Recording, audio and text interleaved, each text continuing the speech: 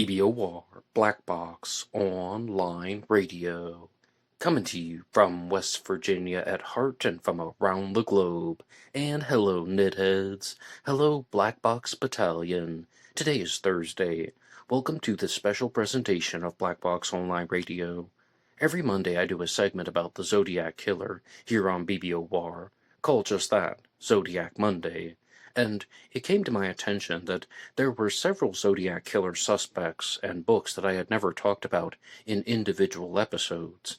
And I polled you guys, and I asked, which one did you want to hear about? And you guys voted for an episode on Paul Doerr as a Zodiac Killer suspect. He was brought onto the scene by an individual named Jarrett Kobeck, who has two books out on the subject. One of them is called Motor Spirit, and the second one is called How to Find Zodiac. And yes, they have some very unique and easy-to-find covers. But as far as Motor Spirit is concerned, I have a two-part book discussion about it, which you guys can listen to here on BBOR, and it's a little bit Zodiac-related, but Motor Spirit is more or less an alternative history of the 1960s and 70s, and it talks about a lot of different subjects. So I won't be going through all of those observations in this episode because, once again, this is not about what's in the book. This is about asking and answering the questions of, was Paul Doerr the Zodiac Killer? And I read the book How to Find Zodiac about 2 years ago. So really, oh goodness, actually it's almost 3 years ago. The time flies, as it seems. So I didn't remember absolutely everything, so I decided to listen back to my older episodes, older Zodiac Killer news reports where I discussed this, as well as looking at several different articles that have been shared. And in the past, I've gone through the LA Magazine article on Paul Doerr as a Zodiac suspect, and because I've talked about that one before on Black Box Online Radio, I'm not going to break that one down step by step, and instead I would just invite you guys to read that one more time from LA Magazine. It's almost like a small book. It's a very, very lengthy article that is talking about Paul Doerr and the possibility of him being the Zodiac. The Zodiac Killer was a serial killer that operated in California in 1968 and 69. Whatever happened before or after that is still part of the mystery. And Jarrett Kobeck began examining the Zodiac Killer mystery, and he was using a type of methodology that a lot of Zodiac sleuths try to use.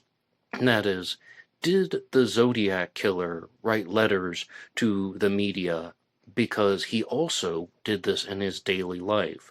The Zodiac wrote letters, and he designed ciphers and greeting cards and cryptograms, but he did all of that under the name or the persona of the Zodiac. Could he have done this in his normal daily life? And people like Mike Rodelli and Mike Morford have explored this. Mike Rodelli talks about it all the time. That's one of the ways that he found his Zodiac Killer suspect, Shel Cavalli. But with Paul Doerr, he did this to an even larger level. He was heavily involved in what were called zines, or independently published and created periodicals that were similar to magazines, but perhaps done in a more rudimentary and DIY way. And Paul Doerr also wrote letters to the editor for other publications. He wrote to other magazines. One of them even published his stuff regularly, so he's very involved with sharing his own opinions and creating these types of personas. And many of you guys will notice this about Zodiac Monday, that I turned into someone who wasn't gung-ho for any of the suspects, and I'm not crazy about any of the suspects, but I do have to give credit where credit is due, and Jarrett Kobeck has created some interesting food for thought when it comes to looking at Paul Doerr as a Zodiac Killer suspect. So let's go through all of the points in favor of, and then do the points against. Firstly, Paul Doerr was born on April 1st of 1927. That means that he would have been 41 years old at the time of the first Zodiac crime, the Lake Herman Road murders on December 20th of 1968. Then he would have had his birthday on April 1st, 1969, where he would have turned 42 years old. Then the Blue Rock Springs shooting would have happened on July 4th of 1969, and then the Zodiac makes his debut at the end of July, where he's writing letters, and the official debut of the Zodiac name would come in August of 1969. So Paul Doerr is a man who was a very eccentric individual.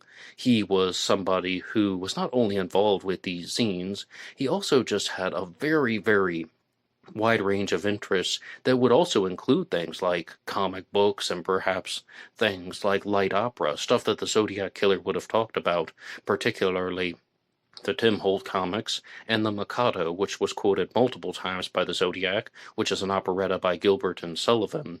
But I was going through some of the other videos that were online about Jarrett Kobek and Paul Doerr. And, of course, some of the famous true crime channels out there, such as Bad Things True Crime, did a very extensive presentation on Paul Doerr. And there was also a bullet point episode on What Culture. And neither one of these talked about what I thought was the strongest point that Jarrett Kobek had found. And this was all laid out in his book, How to Find Zodiac. And this is one that I remember very clearly discussing on BBOR 3 years ago. And that was that Paul Doerr was writing in a style that was filled with violent imagery. He's talking about very violent and destructive things in 1968. Then, after the Lake Herman Road murders, according to Jarrett Kobek's analysis, all of the violent imagery just ceases to exist in Paul Doerr's writings. Like when he's writing in the magazine, he's not talking about these violent subjects anymore. And again, this was left out from these, I guess what you would call pop true crime videos. But I think that is one of the strongest points because it looks at the mindset of how an individual could have been operating, where he's talking about this stuff in terms of fantasy and imagination. But then after the Lake Herman Road murders of 1968, he would no longer need to talk about it in terms of a fantasy. He would be acting it out. And furthermore, he would want to hide the fact that he's thinking about destructive things and acting them out. In another difference, though, another thing that was actually pulled up by multiple sources was that this is one of Jarrett Kobek's claims, that he noticed that Paul Doerr used to write in all caps, all capital letters, and the Zodiac Killer of the 1960s did not do that. The Zodiac would write in capital and lowercase, and specifically the Zodiac Killer would change things up, and he would use capitals and at odd times and lowercase letters at odd times. So, Paul Doerr is somebody who wrote in all caps up to 1968. Then, for some reason, in 1969, he changed his writing style. And he was writing in capitals and lower cases. And there are even some specific examples that have been shared by Jarrett Kobek about how Paul Doerr would even blend capitals and lowercase letters in odd situations. The Zodiac Killer also blended capitals and lowercase letters in odd situations. And some other things that are points of evidence in favor of Paul Doerr being the Zodiac is the origin of the Zodiac Killer symbol itself. Paul Doerr was someone who was connected to an organization known as the Minutemen. Some people think that they're a domestic terrorist organization. Other people think they're just a militant organization. And other people think that they are just people who are expressing their freedom to stand up to causes that they feel are important. And I don't even want to debate the political viability of the Minutemen because that's not the point of this discussion. What this is more focused on is looking at how Paul Doerr appears to have a very definitive connection to them, to the point where he was on their mailing list. And also, he was somebody who would have been exposed to certain discussions that they would be having in these mailing correspondences about the use of explosives. And the Zodiac threatened to detonate a bomb and provided a detailed set of instructions on how he was going to create this bomb. And this was also stuff that was talked about by the Minutemen. But the most important thing is, Jarrett Kobek believes that the Zodiac Killer chose his symbol with the circle and the cross going through it, because that was a symbol that was used by the Minutemen. And I really don't think he's putting forward the case that the Minutemen were responsible for the entirety of the Zodiac Killer's creation, or the Minutemen were responsible for the murders. It really seems to me like he's trying to make the case that Paul Doerr was somebody who would have done this, going rogue, Or again, he's somebody who talks about all kinds of far-out subjects that are involving violence, yet he decided one day to act it out. He made the decision that he was not just going to write letters, he was going to commit the murders. But one key thing that has been noted by Jared Kobeck is he calls this the essential spark. And that means that the Zodiac Killer wasn't somebody who was obsessed with murder. And this is something that I genuinely agree with. I'm not just trying to articulate things on his behalf. I'm not just trying to say what is the case for Paul Doerr as a Zodiac Killer suspect. I'm not just trying to say things in any type of playing the field way. I do genuinely agree with this observation about how the Zodiac was using murder as an essential spark to get his name in the newspapers. It's about the publicity, and it's about the creation of the persona, and I think there is so much evidence in favor of this. And as a case in point, the Zodiac shot Darlene Ferrin and Mike Mageau at Blue Rock Springs Park, yet both of them were not killed. Only Darlene Ferrin was murdered. The Zodiac didn't even make sure that Mike Mageau was dead. It seems like he was indeed trying to murder him. I don't think there's anything going on where he's trying to leave Mike Mageau alive as a surviving witness. That would be ridiculous. Mike Mageau saw the Zodiac without any type of mask or costume on. But the Zodiac definitely didn't make a very solid effort to be sure that Mike Mageau was dead. An even bigger issue. The next crime, the Lake Berryessa stabbing, September 27, 1969. The Zodiac Killer attacks Brian Hartnell and Cecilia Shepard. This time, he is wearing his hooded costume, he's carrying the gun, the knife, and the pre-cut lengths of rope. And he is holding them up at gunpoint and just says, "Oh, all I want's your money, I'm just trying to get to Mexico." He stabs both of them. Yet he didn't make sure that the victims were dead. Cecilia lived for 2 days before she passed away, and Brian Hartnell is still alive at the time of this recording. So the Zodiac is not putting in a very solid effort to murder the victims. He could have killed them so easily at Lake Berryessa. He had a knife. He could have slit their throats. He could have fired the gunshot to the backs of their heads execution style, but he didn't do that. So this shows that the Zodiac really doesn't pay a lot of attention when he's trying to commit the murders. I mean, I don't think he wanted surviving victims, but he's not putting in a strong effort to make sure that the victims are dead. Why would he do that? Exactly what Jared Kobeck said. The essential spark. He's trying to create this persona so he can get his name mentioned in the paper, so he can get his ciphers mentioned in the paper, and he can get himself turned into some type of villain that is terrorizing the San Francisco Bay Area, as well as just Northern California, then the country, then the world. And he's trying to use this as a way to develop a very specific type of negative attention. Or maybe in his own mind he would refer to it as notoriety and recognition. So that is one thing that Jared Kobeck said that I'm in complete agreement with. Other points. We talked about the Lake Berryessa stabbing. Paul Doerr was somebody who regularly attended things like Renaissance fairs and festivals. On the day of the Lake Berryessa stabbing, there was a Renaissance festival that was going on. And Jared Kobeck proposes that the reason why the hooded costume exists for the Zodiac Killer was that it could have been an executioner's hood that was used as a proper costume for the Renaissance fair that was taking place in Northern California at the time. Some other points. Paul Doerr was somebody who was familiar with codes as well as with writing messages that had a type of cryptological aspect of this. One thing that Paul Doerr was very much involved with was Tolkien, and he even wrote a zine about Hobbitalia that had references to the Hobbits and talking about all things J.R.R. Tolkien. And with his messages, he would write in things that resemble the Tolkien languages as well as runic symbols, but he is somebody who would write coded messages, and the Zodiac Killer wrote coded messages. But I think it's kind of time for us to start playing some counterbalance issues. It's time for us to start talking about what would be the reasons to cast doubt on some of the issues involving Paul Doerr as a Zodiac Killer suspect. And I remember I was watching the wonderful Bad Things True Crime video, and I was actually going to play the clip for you guys, but I don't think it's necessary because I can sum it up in perhaps one sentence. Paul Doerr and was let's just say Jared Kobeck was accusing Paul Doerr of being the Zodiac, and he was using the Venn diagram method. By his own admission, he was using the Venn diagram method, where he takes Paul Doerr and he takes the Zodiac, and he looks at what are traits of Paul Doerr, what are traits of the Zodiac, and in the center, what are traits of both Paul Doerr and the Zodiac. And it's really odd that he would do this, because even in the documentary, his name was Arthur Lee Allen.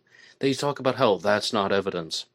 You pre-choose a suspect, you take the Zodiac Killer, you just keep adding on supporting points. You just add more and more lists there. You add more and more circles to this Venn diagram creation. Yet, that doesn't constitute evidence, because you've already pre-chosen the suspect, and you could do that with anybody who is interested in writing letters to magazines and also knew some things about codes from the military. An interesting story about Paul Doerr is that he was in the military, but he was actually let out after only a year because he got into a violent encounter with someone, and he was trying to either stab someone with a fork or shove the fork down his throat. And I really have not found too many other details about that, but, I mean, in terms of being the Zodiac Killer, that is a violent tendency that, I do think a serial killer would exhibit. But also, one of Jared Kobeck's strong points that he happened to encounter unexpectedly was he convinced Paul Doerr's daughter, Gloria, that Paul Doerr was indeed the Zodiac Killer. And I say unexpectedly because there's no possible way he could have gone into this research expedition and know that he was going to convince the suspect's daughter that Paul Doerr was the Zodiac. And I don't think that that carries any weight at all. Just because you've convinced somebody that their parent was the Zodiac, well, that just purely depends on how they're going to perceive the information. That has no bearing on the hard evidence, and that has no bearing on the outcome. But I will point out one thing that was shared by Gloria Doerr, Paul Doerr's daughter, and that is that she made a comment about how Paul Doerr would regularly go out with weapons. He would regularly carry 2 handguns, one in each pocket, as well as a small penknife and a larger knife. And I really think that this is a 50-50 point, where part of me is thinking, yeah, that does sound like something that the Zodiac Killer would do, because the Zodiac is going out at Lake Berryessa carrying the gun and the knife and the pre-cut lengths of rope, but at the same time, it doesn't really appear that the Zodiac is going out with 2 handguns and using multiple knives. Now, that doesn't mean anything about carrying versus using, but that really does, on the one hand, I completely understand how and why somebody would be suspicious of that, or I can see the similarities, but I can also see the differences. But an interesting comment that was made by Gloria Doerr was that she did not think that Paul Doerr would have gone out with a .22 and use it on December 20th of 1968 to commit the Lake Herman Road murders. What she believes is that he would have actually used a bow and arrow instead, because he was actually a very proficient archer, and there's a very famous photo of Paul Doerr holding the bow and arrow, and I understand that completely, but I just think that would be a very, very impractical choice, using a .22 caliber firearm versus using the bow and arrow. I just don't think that the Zodiac would have done that. If somebody has a choice to use a gun versus a bow and arrow, they're probably going to go with the gun, even if it's not their preferred caliber. But some interesting things about Paul Doerr, and this isn't even necessarily some negative pushback, would be that these would be points in favor of. He was very much opposed to gun regulation, and the Zodiac wrote something in a letter about how he had purchased his guns out of state. So he could just be stringing us along and trying to say something open-ended, oh, you're never going to catch me because of this made-up reason, or he could actually be telling the truth and just saying, yeah, I bought these at some type of gun show over in Nevada or Arizona or something, so they would not be traced back to him, and somebody like Paul Doerr would also choose to do that. Another strong point would be that the Zodiac started using 1-cent stamps on his letters, and Paul Doerr openly said in one of his letters that you should start using 1-cent stamps because you need to sort of harass the post office, if you will, because he did not approve of the hike in stamp costs. So it's like, all right, we'll start using 1 cent stamps to make their lives difficult. And all of that stuff is happening within a very small time frame. So these are things that do match up, but at the same time, in terms of pushback, that has no relevance on whether or not someone is actually a murderer. Using 1 cent stamps is not a crime. Talking about them in letters is not a crime. It's just something that's rather bizarre and stands out. And if we're going to talk about other bizarre things that stand out, well, what about Paul Doerr's serial killer zine? He even made a zine that was focused on serial killers, yet he never mentioned the Zodiac Killer. And this is something that would be very odd, because if he's living in California at the time, he should have known about the Zodiac Killer. He should have been aware of the news that was going on, and he reads the newspapers and magazines, and he's writing all these letters to the editor about it. Well, wouldn't he have known a little bit about what's going on with the Zodiac? And the choice to ignore the Zodiac Killer is a cause for concern, and it is something suspicious, and that's what a lot of people would expect that the Zodiac Killer himself would have done. Talk about other criminals, talk about other serial killers, but not mention himself. And this is all partnered with, think about the stuff that I said before, changing his writing style, changing the way that he composes letters, removing the violent imagery from his letters, ignoring the Zodiac Killer. And when you look at all of that, I do admit, it makes the hairs on the back of your neck stand up. It sends chills down your spine. But cases are not solved with chills going down your spine.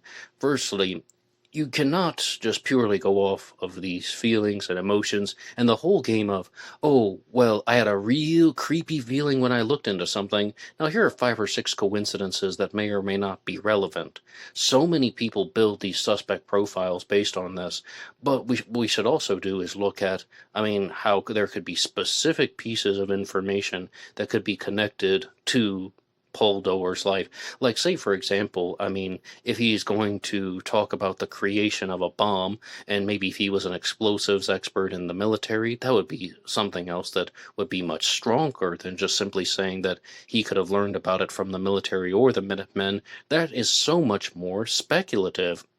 Or if he's going to be talking about something like the creation of this bomb with ammonium nitrate fertilizer and cooking oil, and he worked with those things in his daily life, then you could at least point that out. That would be a point in favor of.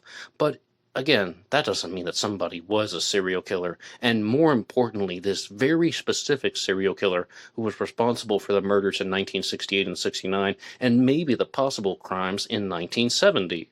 But I also want to point this out because on Black Box Online Radio, I talk about the Zodiac Killer, Jack the Ripper, and D.B. Cooper. And I've noticed that certain suspects come on the radar, and they receive an enormous amount of press and publicity from the media. And you might find that there's going to be an explosion of news coverage surrounding a particular suspect for a short period of time. But that doesn't mean that this person actually was the culprit. Even last week on Cooper Friday, I was talking about a suspect that was heavily covered in the news back in 2011. Doesn't mean for a second that that person actually was D.B. Cooper. That means that the news wanted to talk about this story because they thought that it would attract viewers. And with Paul Doerr, he was mentioned very frequently in the news in 2022. And I would actually like to look at one of the articles that have been written about him from Katie Dowd in SF Gate. And to the credit of SF Gate, they really have shared Zodiac Killer stuff for better or for worse. It's just they have articles on a lot of the subjects that I like to read about. And SF Gate reports that Zodiac Killer suspects are a dime a dozen. Ah, they are indeed. But author Jarrett Kobach may have stumbled upon to one of the more substantive cases in decades. The October cover story of LA Magazine details Kobach's investigation or descent down a rabbit hole, depending on how you view it, into Paul Alfred Doerr, and in the process lays out a fascinating circumstantial case. Well, you guys heard some things that were very similar in my introduction to this episode, Firstly, I highly recommend the article from LA Magazine. I invite everybody to read it. Secondarily, yes, he has made an interesting circumstantial case. He's made a fascinating and enthralling circumstantial case. And he has really come at this from a very thoughtful perspective. And Richard Grinnell of ZodiacCiphers.com openly said that Jared Kobeck has an amazing attention to detail. But I digress. Let's continue with the article. When it comes to the Zodiac Killer, there is no shortage of crackpot theories and my Dead Dad Did It books. It's a case that, despite having far fewer victims than other notorious serial killers, refuses to leave public consciousness. Well, I think that that's all because of what Jared Kobeck was talking about with the essential spark. The Zodiac Killer used the murders as the essential spark to gain his notoriety and recognition in his own mind, but it's also just attention, publicity, and seeking to have his name in the paper. Like, there's a reason why the Zodiac Killer was sending the letters in the ciphers, and the solutions that we do have to the ciphers certainly aren't showing us anything about the Zodiac Killer's identity. You can read the Z408 and the Z340 solutions over and over again, and the only way to try and connect those to a particular suspect is to just use some very educated guesswork. That's exactly the way the Zodiac Killer wanted it. He thrived off the publicity he generated by sending cryptic notes and ciphers throughout his killing spree. 5 people in the Bay Area were confirmed to have been murdered by the Zodiac between December of 1968 and October of '69, although many Zodiac sleuths believe his body count may be higher. It's a case that feels remarkably solvable. Yes, actually it does. I do think the Zodiac Killer mystery should have been solved. I'd had to do a double take on that because I wasn't sure the exact tone that was said. Is that sincere or sarcastic? It should have been solved a long time ago, but yet here we are. The Zodiac Killer left behind 2 survivors who both shared extensive memories of their attacks. There's a DNA sample, although it's of dubious usefulness. And I'm also going to be very clear, this is a total side note, but SF Gate chose to put it in the article. I don't believe that they have the Zodiac Killer's DNA. There may be a DNA fragment that is on a letter, but I do not know necessarily if they have enough information about that to say that that's come from the killer. And you guys already heard that thing about how there was a full profile that was created from DNA that was found on the Zodiac, but it simply could not have been a person who actually was a killer. The full DNA profile was created from somebody who had perhaps made contact with the letter or the envelope, but once they actually identified the person, it was someone who couldn't possibly have been the killer. That came out a couple years ago. But even more importantly, when ABC Primetime did their DNA special back in 2002, their DNA sample was unreliable. That was touch DNA from the outside of a stamp, and it was just not the most certifiable match. We do not know if that was the killer's. So, excuse me if I'm a little bit hyped up about that, but I think that that's an important point to reinforce. The DNA evidence in the Zodiac Killer mystery is unreliable. So, let's go back to the article. They also have bloody fingerprints found at a San Francisco crime scene, and many letters were also sent by the killer himself. It's that the paper trail that has led to feverish speculation as amateur detectives puzzle over obscure pop culture references and linguistic texts. Well, we really don't have a lot else to go on. It's not like we can analyze all of the forensic material ourselves, but we can analyze the pop culture references and linguistic texts. Those hints led Jared Kobeck to Paul Doerr, a Bay Area man who was a member of both Mensa and the militant conservative group the Minutemen. LA Magazine details the investigation and how Paul Doerr was found. Doerr was an active zine writer, and some of his work touched on the themes that were echoed in the Zodiac's letters. Most interestingly, Doerr once wrote about how to make a bomb out of ammonium nitrate and fertilizer. So did the Zodiac. And both instances contained the same error.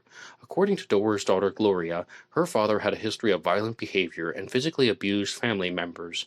The article claims 3 Zodiac Killer attacks on Lake Herman Road, Blue Rock Springs, and Lake Berryessa took place at teen hangouts that Gloria herself frequented. Kobeck links the crosshair symbol that the Zodiac used to the one worn by the Minutemen. Doerr worked at the Mare Island Naval Shipyard in Vallejo and served in World War II and the Korean War, and it's long been speculated that the Zodiac was military affiliated. The details were convincing enough that Gloria Doerr was apparently swayed. The article says she begrudgingly agreed with Kobach that the signs pointed toward her father. The case is, of course, only circumstantial. No hard evidence links Doerr or any other person to the Zodiac Killer murders. Several previous suspects have been compared to the fingerprints on file, but no matches have been made, and the San Francisco Police Department says the case remains open. All right. So, you just heard that there. No hard evidence connects Doerr to the Zodiac Killer mystery, and that is one of the reasons why I might sound somewhat pessimistic about that. And you can put forth a valiant effort in terms of analyzing linguistic similarities, and he's going to be talking about fertilizer, and the Zodiac talked about fertilizer, and that's different than, having a profession that revolved around it. But that does not mean that he was the killer. And, lots of men in California had the military backgrounds. Lots of men in California were violent at home. Lots of men in California were abusive. Lots of men knew things about codes. I mean, think about how many Zodiac Killer suspects we've talked about that knew something about codes or had been exposed to the process of coding. That is not enough. But I do give Jarrett Kobach credit for the way that he has put things together. And I'm just going to say it. I think that he is a gifted writer. I've read 2 of his books, and he is very crafty. Sometimes he gets frivolous on the details or might misrepresent things, like perhaps the Lake Herman Road scene and the actions of David Faraday and Betty Lou Jensen. He may have said some things that were a little bit too vulgar, that were probably untrue.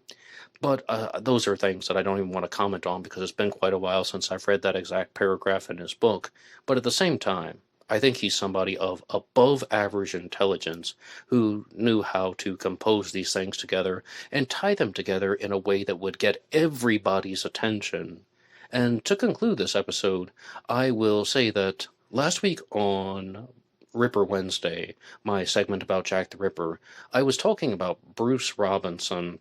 That's one of the reasons why I remembered Jarrett Kobach and included him in the poll. Was I was reading Bruce Robinson's book called They All Love Jack, and I said that Bruce Robinson is the Jarrett Kobach of the Jack the Ripper mystery, and Jarrett Kobach is the Bruce Robinson of the Zodiac Killer mystery. And they are both very similar individuals, professional writers, very smart. I think that both of these men are of above average in intelligence. They found a suspect that was somewhat different. They made these circumstantial cases that are thinking in very, very different ways, where they're holding on to what a lot of people would expect to find in a Zodiac Killer suspect or Jack the Ripper suspect, but they are also not using the hardest pieces of evidence. They're also just stitching things together. And I did my first episode about Bruce Robinson's suspect, Michael Maybrick, back in 2023, and I did a follow-up episode last week on Ripper Wednesday. And if you're curious about the Jack the Ripper mystery, I invite you to check out Ripper Wednesday here on Black Box Online Radio. And you can also look for my episodes on They All Love Jack by Bruce Robinson. And as far as Jarrett Kobach is concerned, just because you can tie things together in a way that makes sense to you does not mean that this person actually was the killer. Paul Doerr was a very creative and eccentric type who apparently also had some violent tendencies. The Zodiac was a creative and eccentric type, but he also had very, very intense violent tendencies, but it's an insufficient form of reasoning and evidence.